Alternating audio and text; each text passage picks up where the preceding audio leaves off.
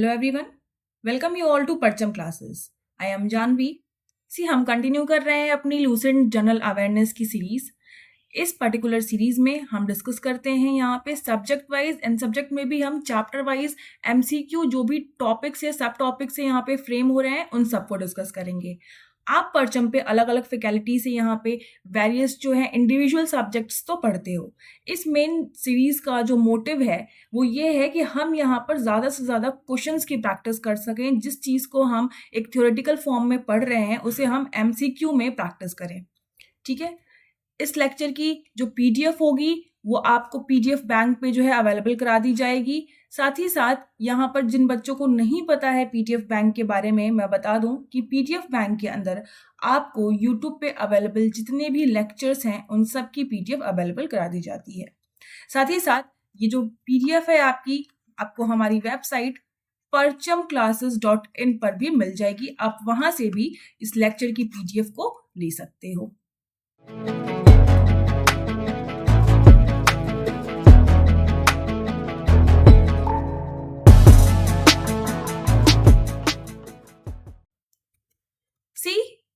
सबसे पहले हम हिस्ट्री में डिस्कस कर रहे हैं Vedic age. First question, who was the first European to designate Aryan as a race? कौन सा वो पहला यूरोपियन है जिसने आर्यंस को, जो आर्यन थे, उन्हें कहा था कि एक ये रेस है. देखो, आर्यन को जो कहा जाता है कि ये एक लिंग्विस्टिक ग्रुप ऑफ पीपल है, ये एक रेस नहीं है. तो यहाँ पर फॉर द फर्स्ट टाइम आपके मैक्स मूलर ने कहा था कि जो आर्यन है वो एक रेस है. ठीक है. बेसिकली यहाँ पर मैक्स मूलर का मानना था कि जो आपके आर्यंस हैं वो जो है अपने साथ यहाँ पर इंडो आर्यन रिलीजन जो है लेकर आए, जब वो इंडो यूरोपियन जो पूरी की पूरी ट्राइब थी वो जो है इस पर्टिकुलर इंडियन सब कॉन्टिनेंट पे शिफ्ट करती है about 3000-4000 year ago. Next question, the staple food of वैदिक आर्यन वाज. जो वैदिक आर्यन पीपल थे उनका स्टैपल फूड क्या था? तो यहाँ पर देखो, मिल्क एंड इट्स प्रोडक्ट. जो वैदिक आर्यन के पीपल थे वहां पर मेन बेसिक प्रोडक्ट देखो ये डिपेंड करते थे, या फिर अगर कह लो कि इनके डाइट का जो मोस्टली पार्ट होता था वो मिल्क या फिर उनसे बने हुए प्रोडक्ट का सेवन करते थे. लेकिन उस समय पर यहाँ पर सीरियल, फ्रूट और वेजिटेबल भी उनकी डाइट का हिस्सा हुआ करते थे. बट दो यहाँ पर सिग्निफिकेंट जो आप कह लो कि जो एक मेन आपका कॉन्ट्रीब्यूशन है वो क्वेश्चन में पूछा हुआ था, तो हमारा आंसर हो जाएगा milk and its product. Next question में पूछा जा रहा है, the battle of Mahabharata is believe to have been fought at Kurukshetra for how many days? ठीक है. यानी कि कुरुक्षेत्र के अंदर चल रहा जो महाभारत का युद्ध था वो कितने दिनों तक लड़ा गया?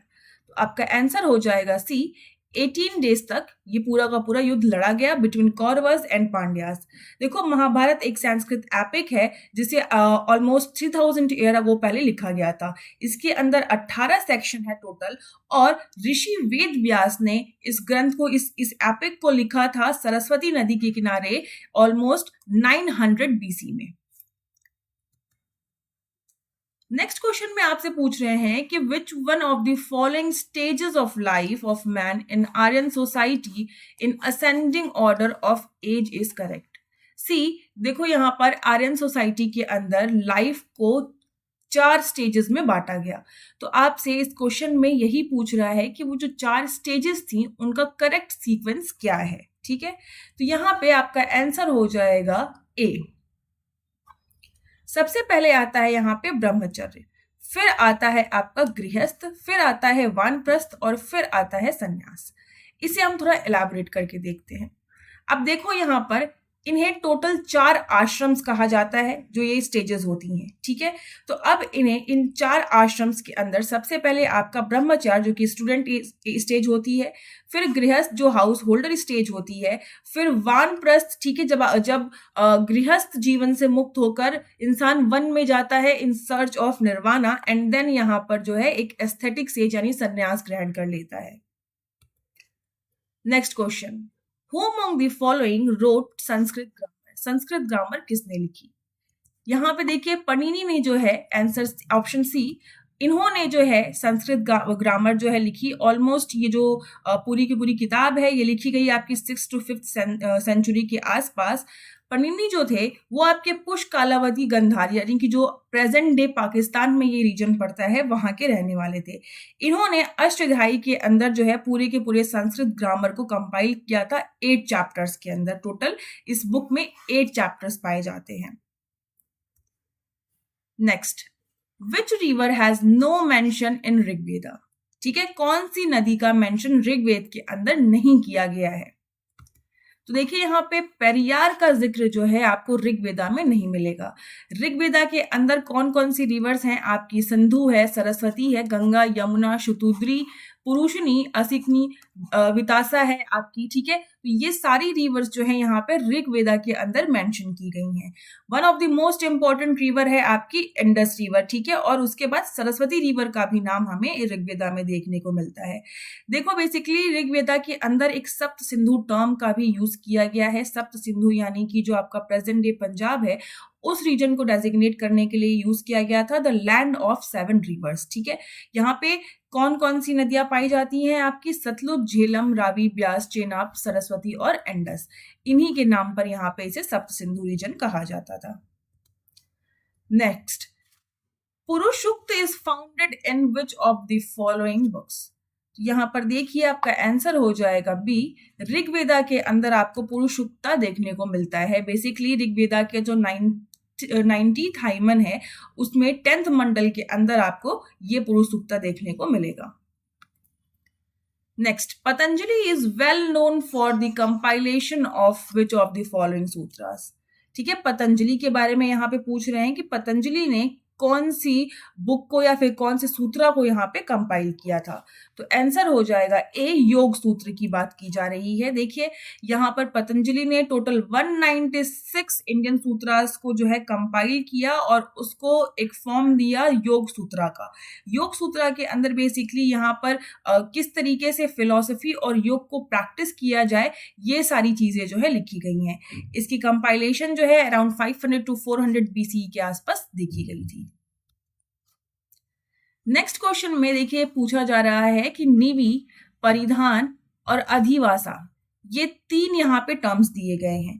ये 3 टर्म्स जो हैं किस चीज से रिलेटेड है? ठीक है, किस चीज से रिलेटेड है? तो देखिए यहाँ पर ऑप्शन ए आपका सही आंसर होगा।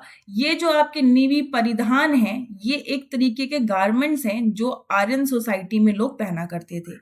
निवि का मतलब देखिए, निवि जो है एक वुमेन्स का गारमेंट है जो लोअर पार्ट पे पहना जाता है अराउंड द वेस्ट, और उसके बाद आपका परिधान या वासा कह ले वो एक अपर पार्ट है जो ऊपर पहना जाता है बॉडी के, और जो अधिवासा है वो एक हेड ड्रेस है। ठीक है, जो औरतें जो है अपने सिर पर पहनती हैं, और मेंटल भी है एक। ठीक है, जैसे कि एक स्लीवलेस शॉल होती है जो कि वुमेन्स आर्यन सोसाइटी में पहना करती थी।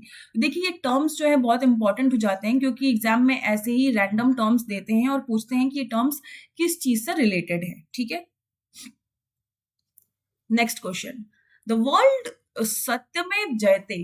यहाँ पे सत्यमेव जयते की बात की जा रही है। द वर्ड सत्यमेव जयते in the state emblem of India has been adopted from which of the following? ठीक है, तो जो सत्यमेव जयते आपका है, जो स्टेट एम्बलम है आपका इंडिया का, वो जो है कहाँ से लिया गया है? तो देखिए मुंडक उपनिषद से जो है ये चीज ली गई है। क्या होता है इसका मतलब? देखो मुंडका उपनिषद जो है वो संस्कृत में पूरी की पूरी लिखी गई है और अथर्ववेद का हिस्सा है। ठीक है, यहीं से आपका ये जो शब्द है सत्यमेव जयते लिया गया था। सत्यमेव जयते का मतलब होता है ट्रुथ अलोन ट्रम्प्स। देखिए अब आगे बढ़ने से पहले यहाँ पे एक इन्फॉर्मेशन है जो मैं आप सभी के साथ शेयर करना चाहूंगी। जो भी बच्चे यहाँ पे 2024 के एसएससी की प्रिपरेशन कर रहे हैं, उस एग्जाम को टारगेट कर रहे हैं, उनके लिए SSC general awareness target 2024 course. इस कोर्स के अंदर आपको रिकॉर्डेड लेक्चर्स मिलेंगे, साथ ही साथ हर लेक्चर की आपको पीडीएफ मिलेगी जो आप इजीली डाउनलोड कर सकते हैं। उसके बाद यहाँ पे लाइव प्रॉब्लम सॉल्विंग सेशंस कराए जाएंगे और डिटेल्ड प्रीवियस ईयर क्वेश्चंस पे आपको डिस्कशन और एनालिसिस भी मिलेगी। साथ ही साथ इस कोर्स के अंदर आपको 10 मॉक टेस्ट पेपर भी दिए जाएंगे जो आपको प्रैक्टिस करने में बहुत हेल्प करेंगे। और भी किसी जानकारी के लिए या फिर आपका कोई भी क्वेरीज हो, आप हमारे कॉन्टैक्ट नंबर पे यहाँ पे कांटेक्ट कर सकते हो। अब देखो यहाँ पे पॉलिटी का सेक्शन है। इस सेक्शन में आज हम पढ़ रहे हैं फीचर्स ऑफ इंडियन कॉन्स्टिट्यूशन। पहला क्वेश्चन है, विच one of the following is a basic feature of presidential government? Presidential government का मेन फीचर क्या है? तो देखिए, प्रेसिडेंशियल गवर्नमेंट का मेन फीचर है यहाँ पे सिंगल एग्जीक्यूटिव। सिंगल एग्जीक्यूटिव, और पहले हम कुछ समझते हैं प्रेसिडेंशियल फीचर्स को। सिंगल एग्जीक्यूटिव तो एक फीचर है ही। सिंगल एग्जीक्यूटिव का मतलब होता है कि यहाँ पे एक प्रेसिडेंट रहेगा जिसके पास वीटो पावर रहेगी, ठीक है। उसके बाद यहाँ पर जो आपका एग्जीक्यूटिव है, यानी कि जो आपका प्रेसिडेंट है, उसका एक फिक्स टेन्योर होगा और उसको रिमूव नहीं किया जा सकता है। नेक्स्ट, यहाँ पर जो भी प्रेसिडेंट का इलेक्शन होगा वो डायरेक्ट इलेक्शन होगा, यानी कि जो लोग हैं, जो सिटीजन्स हैं, वो प्रेसिडेंट को डायरेक्ट इलेक्ट करेंगे। इनडायरेक्ट इलेक्शन जैसे भारत के अंदर होता है वैसी चीजें नहीं देखने को मिलती हैं। नेक्स्ट देखो, यहाँ पर नेक्स्ट में पूछा जा रहा है कि part 4 of constitution of India deals with which of the following. ठीक है, कॉन्स्टिट्यूशन का पार्ट 4 जो है उसके अंदर क्या चीज दी गई है, क्या प्रावधान? तो देखिए, यहाँ पे आपका आंसर हो जाएगा directive principle of state policy. आपके संविधान के चौथे हिस्से में दी हुई है। इसमें अगर आप आर्टिकल देखोगे तो डीपीएसपी आर्टिकल 36 से आर्टिकल 51 तक आपका पूरा ये जो आर्टिकल्स है वो कवर करती है। Next, which of the following countries have an unwritten constitution? किस कंट्री का अनरिटन कॉन्स्टिट्यूशन है, ये पूछा जा रहा है आपसे। तो यहाँ पर देखिए, यूके के अंदर जो है अनरिटन कॉन्स्टिट्यूशन है। बेसिकली यहाँ पे इन्होंने एक अनकोडिफाइड कॉन्स्टिट्यूशन रखा है in place of written constitution. और यहाँ पे यूके के कॉन्स्टिट्यूशन में अगर आप देखोगे तो बहुत ही इजीली अमेंड भी किया जा सकता है। तो यहाँ पर और कौन कौन सी कंट्रीज हैं जहां पर अनरिटन कॉन्स्टिट्यूशन देखा गया है? देखिए, Canada, China, Israel, New Zealand, Saudi Arabia और यूके, ये ऐसी कंट्रीज हैं जहां पर आपको अनरिटन कॉन्स्टिट्यूशन देखने को मिलेगा। Next, the basic feature of Indian constitution which are not amendable under article 368, यानी कि कौन से वो ऐसे फीचर्स हैं इंडियन कॉन्स्टिट्यूशन के जिन्हें अमेंड नहीं किया जा सकता है अंडर आर्टिकल 368। तो देखो यहाँ पर option D, sovereignty, territorial integrity, federal system, judicial review, parliamentary system of governments, इन सारी चीजों को अमेंड नहीं किया जा सकता है। बेसिकली इस क्वेश्चन का कंसेप्ट समझो। बेसिकली यहाँ पे जो भी बेसिक फीचर है, बेसिक डॉक्ट्रिन है कॉन्स्टिट्यूशन का, वैसे हम किसी भी चीज को यहाँ पे अमेंड नहीं कर सकते हैं जो कि हमारे कॉन्स्टिट्यूशन के बेसिक स्ट्रक्चर को बदल रही हो। जैसे कि क्या क्या है बेसिक स्ट्रक्चर हमारे संविधान का? तो rule of law, rule of equality, hormonal balance between fundamental right and DPSP, free and fair election, limited power to parliament to amend the constitution, और power of Supreme Court under article 32, 136, 142 और 147। यानी कि ये सारे जो है basic structure हैं। इन सभी में हम कोई भी बदलाव नहीं ला सकते। अगर कोई भी ऐसा अमेंडमेंट जो कि इन सारी चीजों पे, ये बेसिक स्ट्रक्चर को अफेक्ट करेगा, वो नल और वॉइड डिक्लेयर कर दिया जाता है। Next, the unitary system of government poses which of the following advantages? ठीक है, जो यूनिटरी सिस्टम ऑफ गवर्नमेंट है उसके पास क्या एडवांटेज होती है? तो देखो, यहाँ पर स्ट्रॉन्ग सेंटर होता है, स्ट्रॉन्ग स्टेट होता है। देखो, जो भी यूनिटरी फॉर्म ऑफ गवर्नमेंट है उनके पास बहुत सारी एडवांटेजेस होती हैं, यहाँ पे हम डिस्कस करेंगे, और काफी सारे फीचर होते हैं। तो क्या क्या फीचर्स हैं? देखो, यहाँ पर स्ट्रॉन्ग स्टेट, जो स्टेट होता है वो होता है ग्रेटर पार्टिसिपेशन होती है लोगों की, साथ ही साथ सिंगल कॉन्स्टिट्यूशन, सिंगल सिटीजनशिप होती है आपकी, और इंटीग्रेटेड जुडिशरी होती है। ठीक है, और यहाँ पे देखोगे कॉन्स्टिट्यूशन जो होता है वो फ्लेक्सिबल पाया जाता है। Next, Which of the following countries enjoy a federal form of government? यहाँ पे दी हुई कंट्रीज में से किस कंट्री के अंदर आपको federal form of government, federal system देखने को मिलेगा? तो आपका आंसर हो जाएगा बी, यूएसए के अंदर यहाँ पे फेडरल सिस्टम पाया जाता है। बेसिकली देखो, आप फेडरल गवर्नमेंट वो होती है जहाँ पे सेंट्रल गवर्नमेंट और रीजनल गवर्नमेंट साथ मिलकर सरकार बना रही हो, लेकिन यहाँ पर सेंट्रल गवर्नमेंट के पास जो है कुछ इंपॉर्टेंट पावर्स होती हैं, और बाकी जो भी चीजें हैं वो जो रीजनल गवर्नमेंट है वो खुद अपने स्टेट के अंदर रेगुलेट करती हैं। कुछ फीचर्स हम देख लेते हैं फेडरल सिस्टम के। यहाँ यहाँ पर, जैसे कि ड्यूअल गवर्नमेंट हो गया, division of power between various level, ठीक है, rigidity of constitution, independence judiciary, dual citizenship और बाई कैमरलिज्म। तो ये सारी चीजें अगर आपने नोटिस किया होगा तो यूएसए के फेडरल स्ट्रक्चर में आपको देखने को मिलेंगी। यहाँ पे नेक्स्ट क्वेश्चन में पूछा जा रहा है कि article 1 of the constitution declare India as which of the following. तो आर्टिकल 1 हमारे संविधान का भारत को डिक्लेयर करता है यूनियन ऑफ स्टेट्स, यानी कि ऑप्शन डी, ठीक है। यहाँ पर यूनियन ऑफ स्टेट डिक्लेयर करता है constitution state that India is union of state because the states are indestructible part of country, यानी कि जो स्टेट्स हैं उनके पास ये अधिकार नहीं है कि वो भारत से अलग होकर एक अलग नेशन डेवलप कर सके। यहाँ पे समझो कि भारत एक यूनियन ऑफ स्टेट है, लेकिन यूनियन के पास ये पावर नहीं है कि वो इस भारत का जो हिस्सा है उससे अलग होकर जो है अपना एक खुद का राज्य बना सके। नेक्स्ट क्वेश्चन में यहाँ पे बात हो रही है कि where was the first parliamentary form of government form. दुनिया में सबसे पहले कहां पर आपको पार्लियामेंट्री फॉर्म ऑफ गवर्नमेंट जो है देखने को मिली, किस देश के अंदर? तो आंसर हो जाएगा यहाँ पे ब्रिटेन, ठीक है। ब्रिटेन के अंदर आप देखोगे कि ये modern concept of parliamentary system आया बिटवीन 1707 और 1800 के बीच में।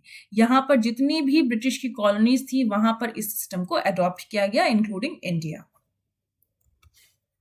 Next, who called Indian federalism as a cooperative federalism, ठीक है। भारत का जो फेडरलिज्म है, देखो भारत एक क्वाजी फेडरल स्टेट है, ठीक है। हम यहाँ पर ना ही पूरी तरीके से फेडरल है नहीं, तो यहाँ पर हम क्वाजी फेडरल हैं, ठीक है। तो यहाँ पर उस इंडियन फेडरलिज्म को किस पर्सन ने कहा था कि ये एक कोऑपरेटिव फेडरलिज्म है, ना कि प्योर फेडरलिज्म है। तो यहाँ पर देखिए जी ऑस्टिन ने आपकी स्टेटमेंट दी थी। बेसिकली जो आपके ग्रैनवेल ऑस्टिन है उन्होंने ये स्टेटमेंट दी थी। कोऑपरेटिव फेडरलिज्म की अगर हम बात करें तो देखो यहाँ पे इसका मतलब ये होता है कि एक ऐसा सिस्टम, ठीक है, जहां पर नेशनल, स्टेट और लोकल गवर्नमेंट तीनों साथ मिलकर नॉर्मल जो कॉमन प्रॉब्लम्स हैं उनको सॉल्व करने के लिए काम करती हैं।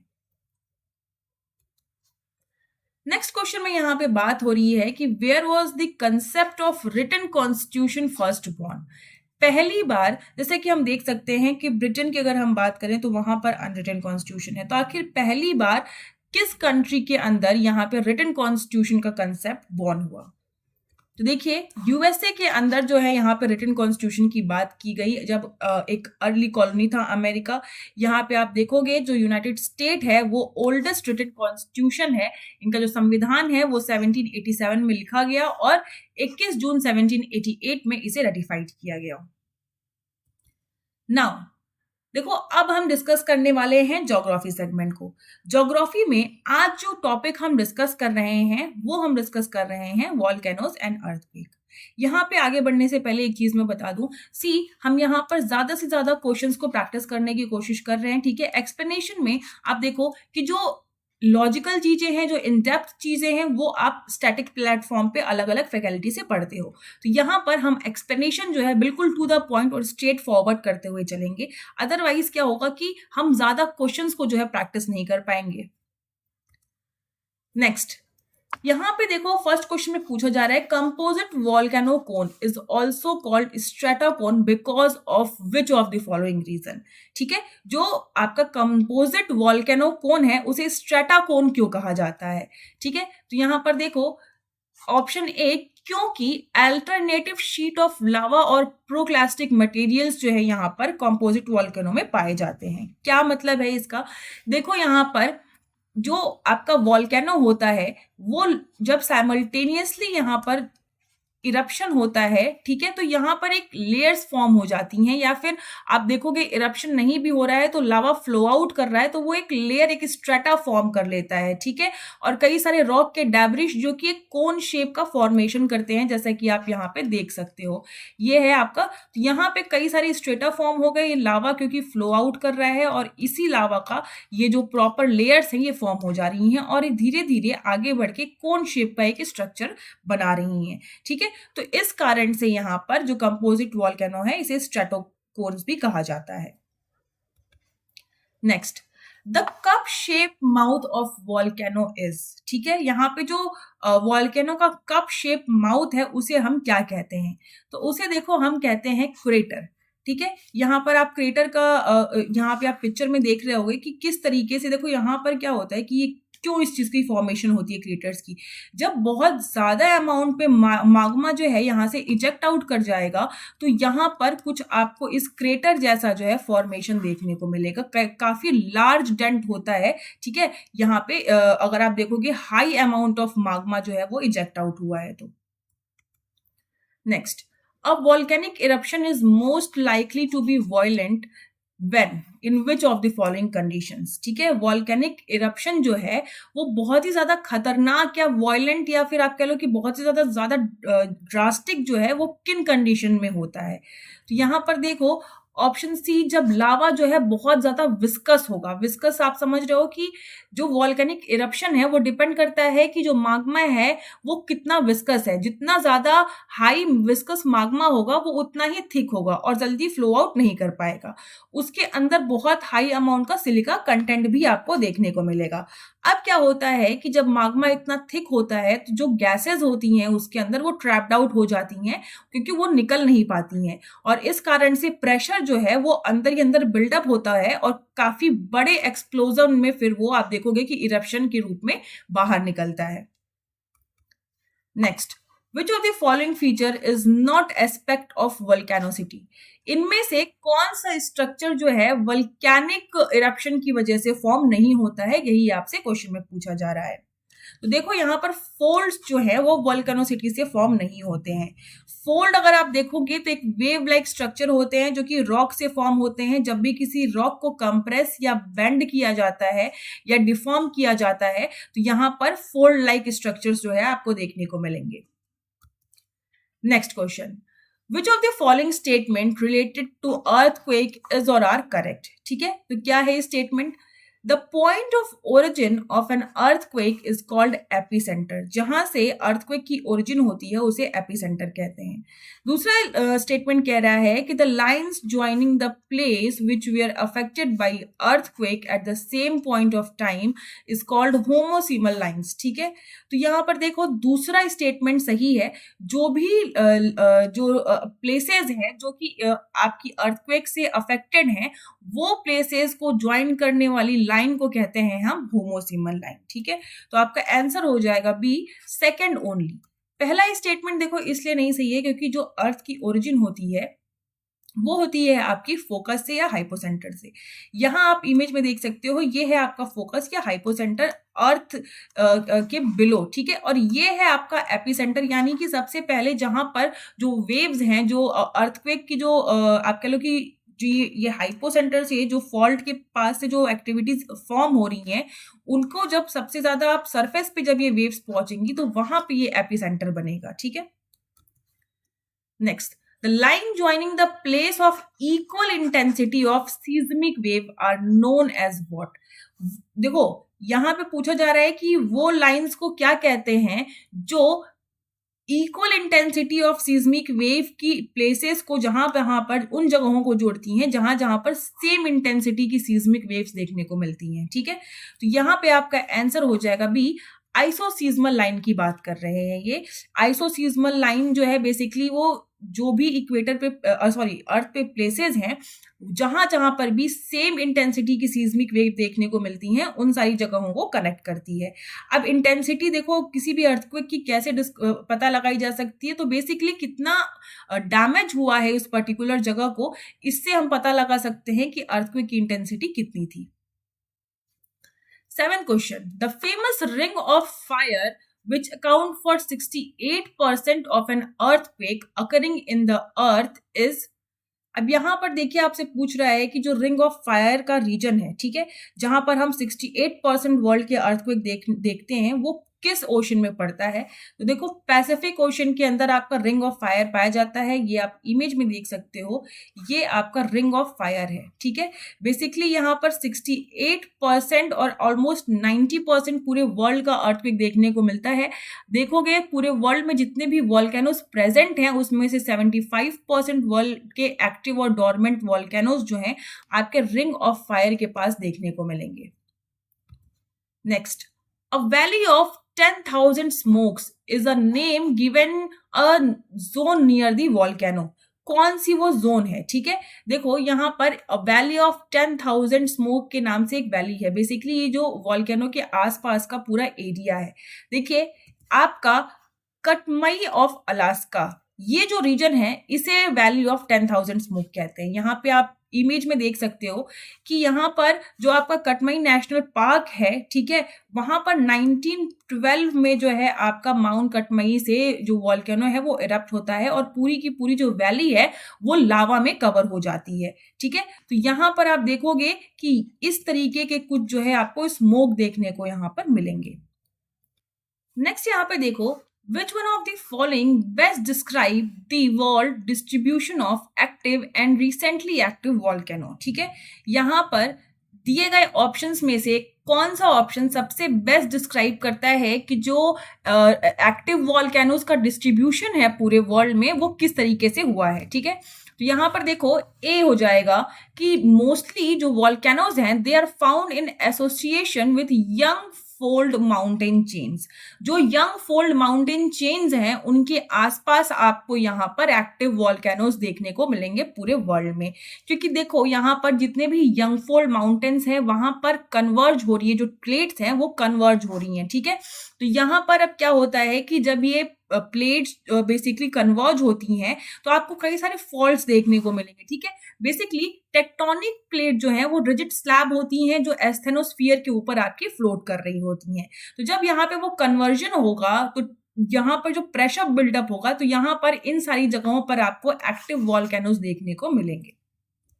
Next, Which of the following active volcano is known as light of the Mediterranean Sea? ठीक है, किस वॉल्केनो को यहाँ पर लाइट ऑफ द मेडिटेरियन सी के नाम से जाना जाता है? तो देखो यहाँ पे स्ट्रोम्बोली की बात हो रही है, ऑप्शन बी। आप इमेज में देखो ये कुछ इस तरीके का है, यानी कि जब भी आप मेडिटेरियन सी में जाओगे तो यहाँ पे इसका जो इरप्शन होता है वो पूरे एरिया में एक लाइट अप करके रखता है, एक रोशनी करके रखता है, ठीक है। तो इस वजह से इसे लाइट हाउस भी कहा जाता है। अब देखो स्ट्रोम्बोली जो है वो एक स्ट्रैटो वॉल्केनो है जो कई सारी लेयर्स हार्ड रॉक एशेस से मिलके बना है। बेसिकली यहाँ पर आप देखोगे तो ये continuously from last 2000 to 5000 year से जो है इरप्ट हो रहा है। नाउ अब देखो सेगमेंट का इस वीडियो का last segment, question of the day. आज का क्वेश्चन है, minerals are deposited and accumulated in stratas of which of the following rock? यानी कि जो कौन सी टाइप की रॉक है जहां पर मिनरल्स जो हैं उस पर्टिकुलर रॉक के स्ट्रेटा में जो है यहाँ पे एक्यूमुलेटेड या डिपोजिटेड रहते हैं, ठीक है। तो इस क्वेश्चन का आंसर आप सभी कमेंट सेक्शन में करो। साथ ही साथ कोई भी डाउट है वो आप मेरे से कमेंट सेक्शन में पूछ सकते हो। एक मोस्ट इंपॉर्टेंट थिंग फिर से मैं रिमाइंड कराना चाहूंगी, अगर आपको इस लेक्चर की पीडीएफ चाहिए तो आप हमारी वेबसाइट parchamclasses.in पर जा सकते हो। वहां पर आपको इस लेक्चर की पीडीएफ अवेलेबल करा दी जाएगी। So that's all for today. Till then, take care.